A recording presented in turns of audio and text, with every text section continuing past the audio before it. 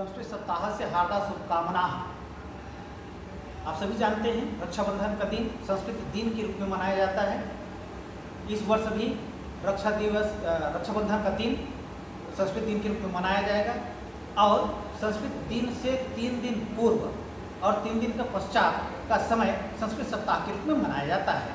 अर्थात संस्कृत सप्ताह पूरे 7 दिन तक अर्थात 25 अगस्त से 31 अगस्त तक इस वर्ष मनाया जा रहा है। इसी तारतम्य में रायपुर महानगर में भी संस्कृत सप्ताह का आयोजन किया गया है। आप सभी जानते हैं संस्कृत भारती जन जन को संस्कृत सिखाने का कार्य करती है, समाज में कार्य करती है, लोगों को संस्कृत के प्रति प्रेरित करती है, लोग संस्कृत बोलना सीखें, इसके लिए संस्कृत भारती अनवरत कार्य कर रही है। संस्कृत भारत की प्राण भाषा है।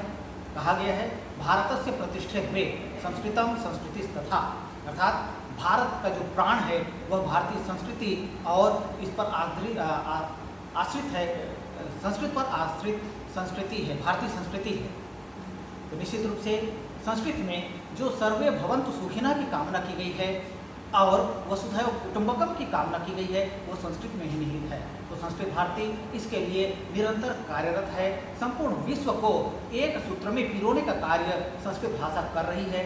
संस्कृत भारती का कार्य न केवल रायपुर महानगर में अपितु भारत सहित 26 देशों में संस्कृत भारती का कार्य है और इन सभी 26 देशों में अभी संस्कृत सप्ताह का कार्यक्रम चल रहा है।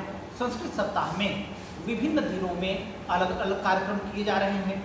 कहीं शोभा यात्रा निकाली जा रही है, कहीं जागरूकता रैली निकाली जा रही है, कहीं प्रश्नोत्तरी कार्यक्रम किए जा रहे हैं, कहीं सुभाषित प्रतियोगिता संपन्न हो रही है, कहीं सूक्ति प्रतियोगिता संपन्न हो रही है, कहीं चर्चा परिचर्चा संपन्न किया जा रहा है।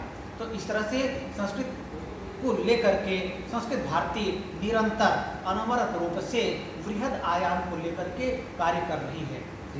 मैं डॉक्टर लूनेश कुमार वर्मा, रायपुर महानगर संस्कृत भारती अध्यक्ष।